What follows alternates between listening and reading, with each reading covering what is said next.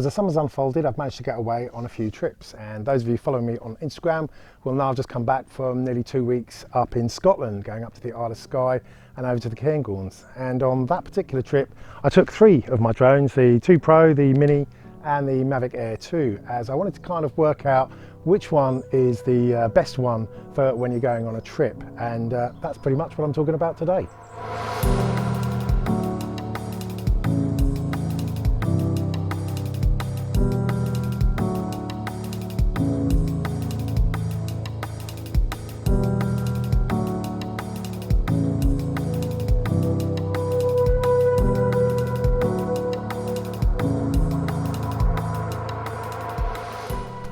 Hello, I'm Ian, and as you well know, I play with drones, and as I just said, I've managed to actually get away on a couple of trips this summer so far. I was in Malta recently, and more recently I was up in Scotland for nearly a couple of weeks, travelling around in a camper van, getting right up to the Isle of Skye and over to the mountains of the Cairngorms.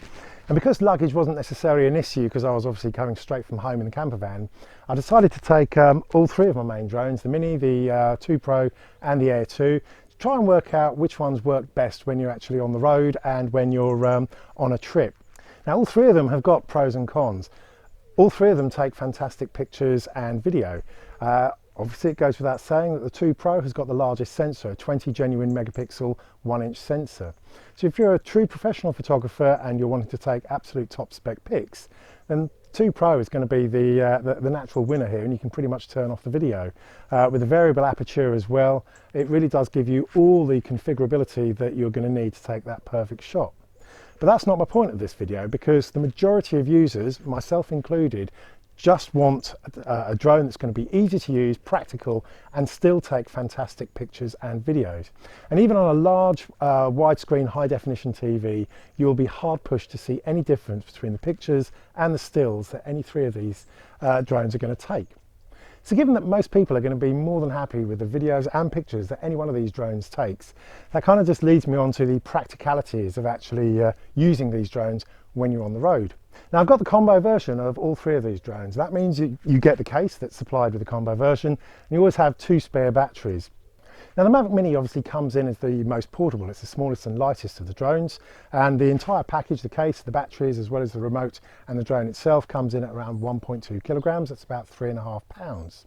Next up, you've got the Mavic Air 2, which comes in at around 1.8 kilograms for the full package. That's around 4 pounds. And then finally, you've got the 2 Pro with its case and the batteries, comes in at a meaty 2.3 kilograms, which is just over 5 pounds.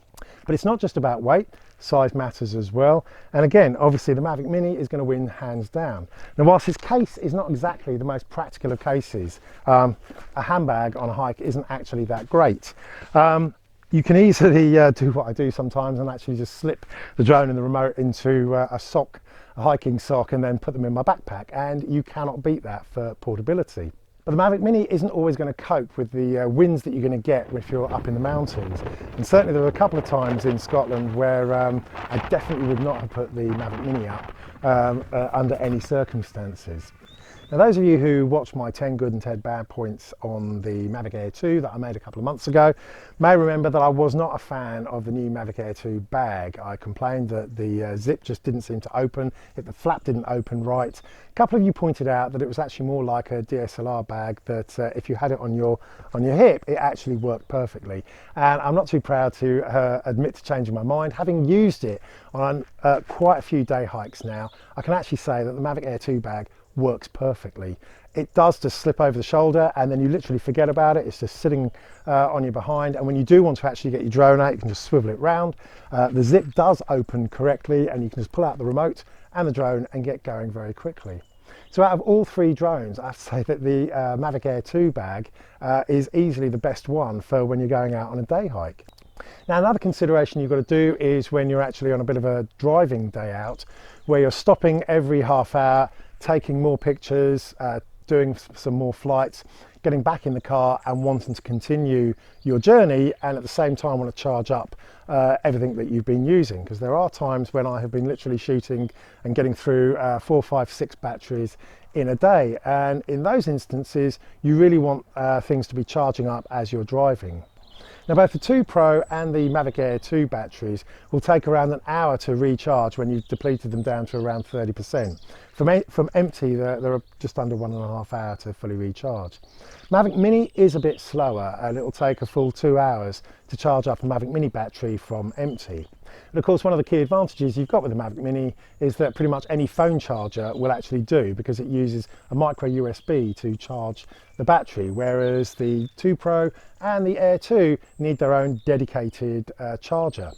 Now you either have to pay extra for a car charger, or you can simply make use of one of these mains voltage adapters that you can use whilst you're driving, which will knock the 12 volts up to your 120 or 240 volts, and your normal mains charger will then work perfectly.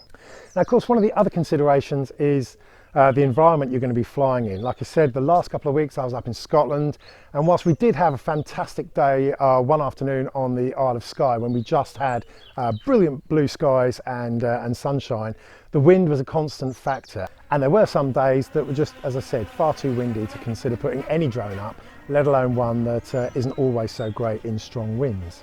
But signal strength and transmission quality is another consideration. Now both the Mavic Air 2 and the 2 Pro use OcuSync transmission, which means you're really going to have to work hard to fly in an environment where you're going to lose signal. Not quite the same with the Mavic Mini, but generally when you're out in the open, especially in the countryside, away from any built-up areas, you're not going to suffer too much interference with the Mavic Mini. But the bottom line is that the signal strength is absolutely rock solid for the Mavic Air 2 and the 2 Pro. So if you need to be flying around obstacles or going a little bit further than usual, you'll easily find those two would be the better choice. Now with the recent update that the Mavic Air 2 had, you can now fine-tune the sensitivity of the pitch and the rotational yaw, which puts it in the same league as the 2 Pro with regards to getting those super smooth video movements that you may want when you're flying. Now all 3 of these do sport half-hour flight times for their batteries, which is a pretty impressive feat. The remote controls, they're not quite the same. You remember, again, I wasn't a great fan of the new design of the remote control, although I have warmed to it as well. And of course, it's housing a much bigger battery. And I was finding I was only having to charge the remote control once a day or once every second day. It's good for easily around 4 to 5 flights before you're getting down to that one light. Can't say quite the same for the other 2 remote controls, and of course that's one extra thing that you're going to have to recharge. So look, there we go, a number of different considerations that you may want to take on board there. It just depends whether or not you're packing your drone up to head onto an airplane, or whether or not you're going to be on the open road in a car, or hiking, and you've got different requirements depending on what sort of trip you're going on. So for me, this has confirmed a few things. The Mavic Mini, yes, is a fantastic drone. It does take amazing pictures and video for its size, and it's the ultimate in portability, especially if you're happy to shove it in a sock and put it in your backpack. But it's going to be limited a little bit by the range, the signal strength and the range, and the environment you're flying in if it's got strong winds. And the 2 Pro obviously has got the top specs. It's got the 1-inch 20 genuine megapixel sensor. I did find it just too bulky, which is funny considering that I started off flying a Phantom 3, which is probably about 3 or 4 times the size.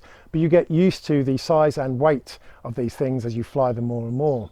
And for that reason, I just found the Mavic Air 2 to be the absolute perfect combination of portability. It's got the perfect signal strength that is absolutely rock solid in pretty much any environment. The bag is just small enough to slip over your shoulder, as I said, and you can walk for hours and not even know it's on your back. So look, it's pretty obvious that for me, out of the 3, my favourite is now the Mavic Air 2, and that is going to be the drone I travel with for the foreseeable future. Anyway, look, these are some of the things that were important to me. Some of these things are a little bit subjective, so I'd be really interested to hear what is important to you or what's not important to you. So drop a comment down below. For those of you that are interested, I did take some amazing footage on the Isle of Skye. So last couple of minutes of this video, I'll put up some of the more cinematic footage that I managed to take. But give a little thumbs up, it always helps the cause. I'm sure you've subbed already, but if you haven't, hit sub, ding the dong, get notified each time I put something out.